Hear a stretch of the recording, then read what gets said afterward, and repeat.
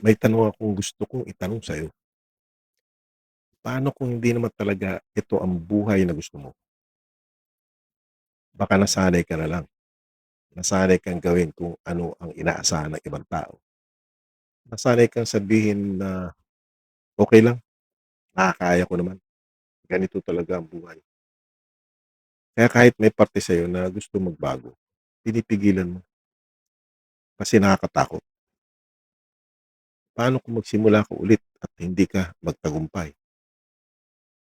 Paano kung may ma-disappoint? Paano kung mali pala ang pinili mo?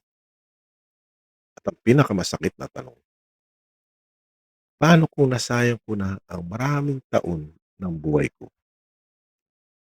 Kaya minsan, mas pinipili nating manatili sa isang buhay na hindi na tayo masaya dahil mas nakakatakot ang pagbabago kaysa sa sakit na nakasanayan na natin. Pero baka hindi naman dapat magbabago ang katakutan. Baka ang dapat mong pag-isipan ay ito.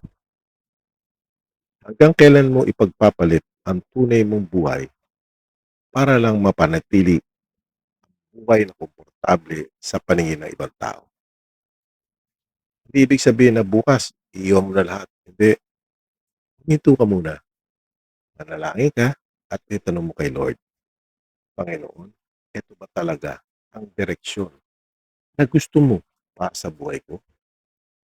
Kasi minsan, ang gusto natin ay comfort, pero ang gusto ng Diyos para sa atin ay purpose. At magkaiba yun. Baka hindi pa huli. Baka may chapter pa na hindi mo pa nasisimulan. At baka ang kinakatakutan mong starting over ay siya pa lang ginagamit ng Diyos para dalhin ka sa buhay na matagal na niyang ipinapakita sa iyo.